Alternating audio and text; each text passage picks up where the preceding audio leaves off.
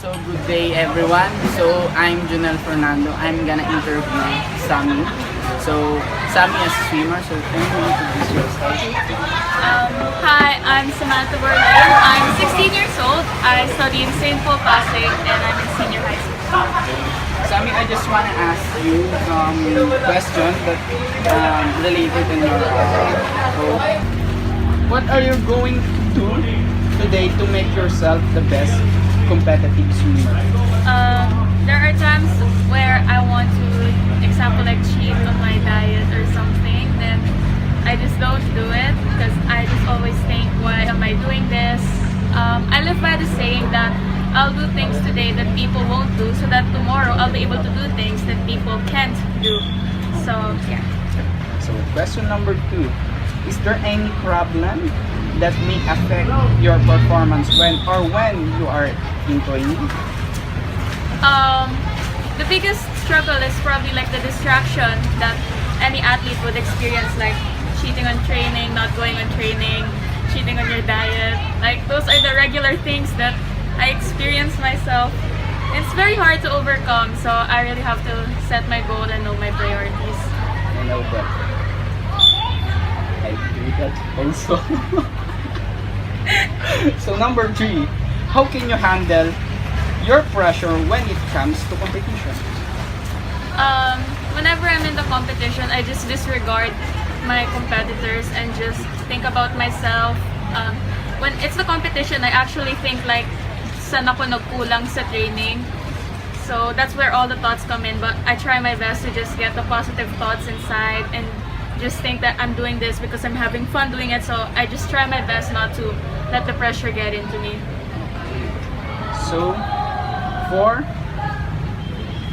what are your motivation or inspiration in joining swimming competition? My biggest inspiration in sports is of course my dad. You know, I see him ever since I was young, training and joining. So I got inspired by that and I want to do things that will make him proud of me. So. Also Tara, I like that. Yeah. So how can you achieve your swimming goals? I just have to set my goals, not get the pressure into me.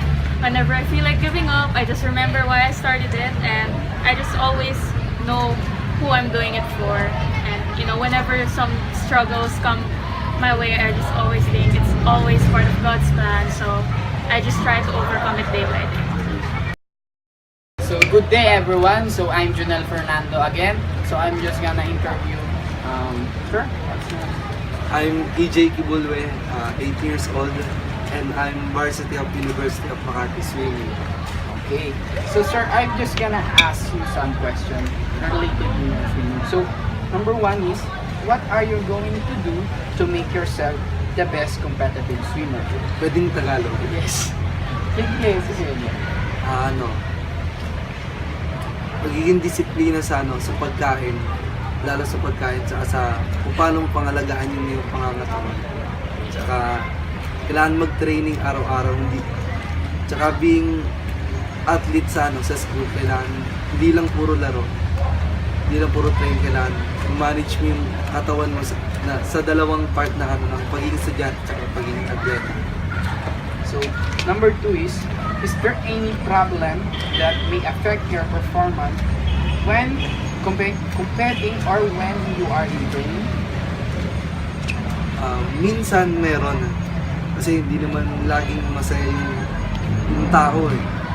Minsan sa train, minsan pagod ka, minsan may isip mo na magkakaproblema, minsan pag-uwi mo na lang na di mo sana pag-uwi mo may problema kasi minsan sa school ka, nasa training ka, kaya di mo alam nangyayaring situation sa bahay nyo sa ibang lugar. So question number 3, how can you handle your pressure when it comes to competition? Ma-handle ko siya, pwedeng pakikinig ng music kasi parang yun yung nakaka-relax sa akin when it comes to competition dahil di na ako yung kakabahan, maging relax na yung katawan ko kasi isipin ko lang yung makakalaro ko dito Tsaka alam kong siguro makakamit yung panalo niya. So question number 4, what are your motivation or inspiration in joining swimming competitions? Yung inspiration ko, siyempre yung una yung family ko kasi siyempre sila yung ano yung nag-push sa akin para makapunta sa swimming na to. Kasi yung tatay ko P-major siya, bali siya yung naging coach ko simula nung bata pa ako. So last question, sir. So how can you achieve your swimming goals? Siguro ma-achieve ko to, hindi lang ako yung gagawa. Siyempre minsan kailangan ko din ng tulong galing sa family ko, sa mga kaibigan ko. Tsaka siyempre tama na rin yung disiplina sa sarili ko para magawa ko. Kasi yung commitment ko ay gagawin ko. Thank you, sir, for your time. I'm Klarisse Victorino from II-BBPW. Today I'm with Mr. Jonell Fernando, the team captain of the swimming team from the University of Makati. How are you, Mr. Fernando? It's okay. Fine.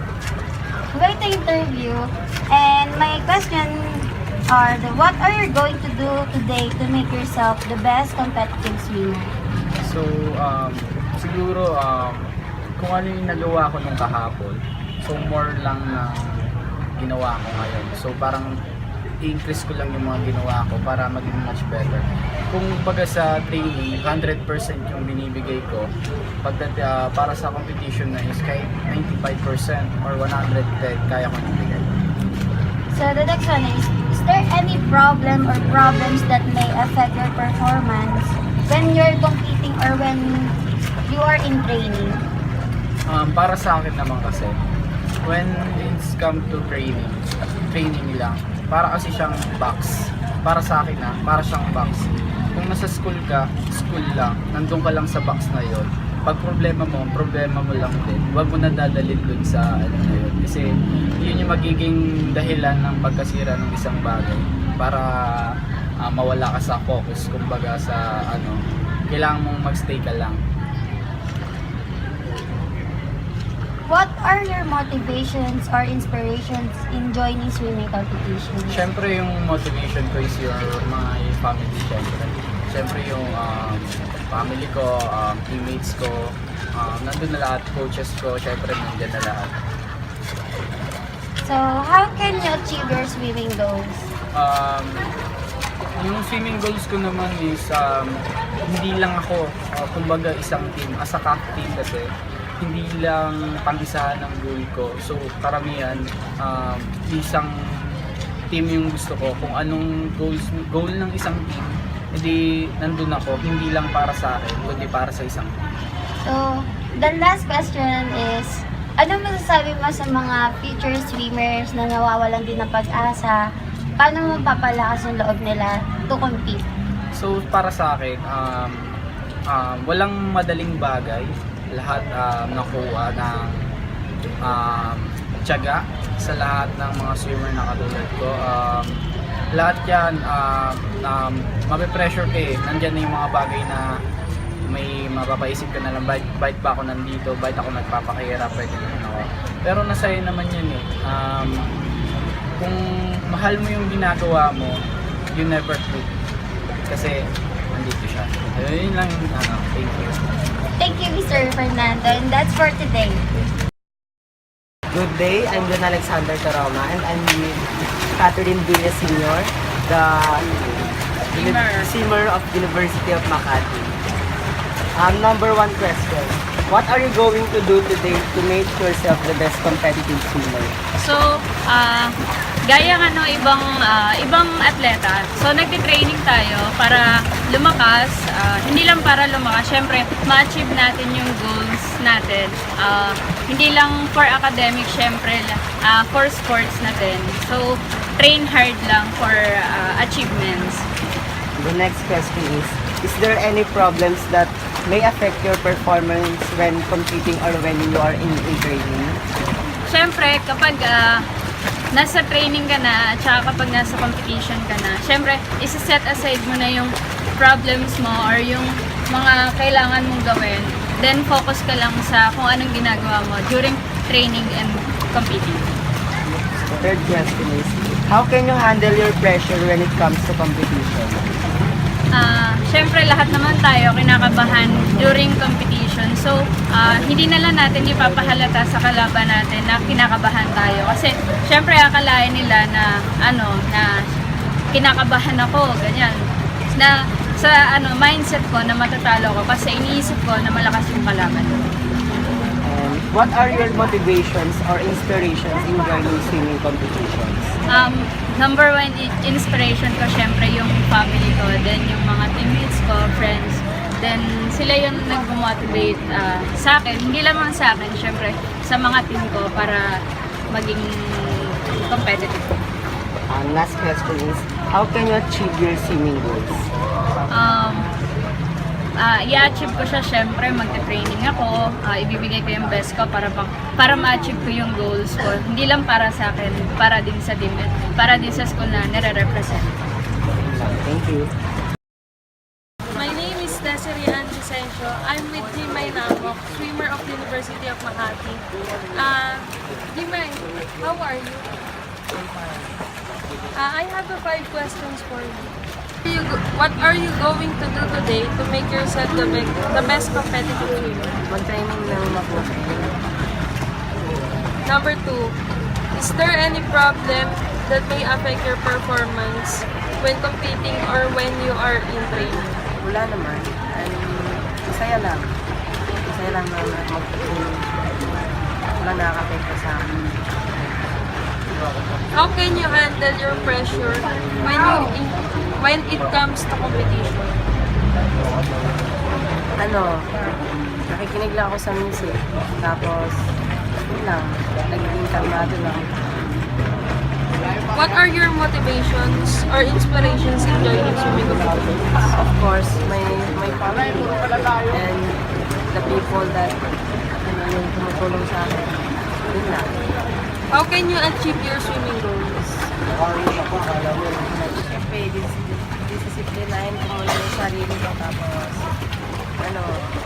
pagkatapos na mag-disiplina ko na yung sarili ko, doon ako mag-start na mag-focus sa training. Tapos, mamahalin yung kung ano yung meron. Thank you, Miss Anna. May naman. The characteristic of competitive swimmers.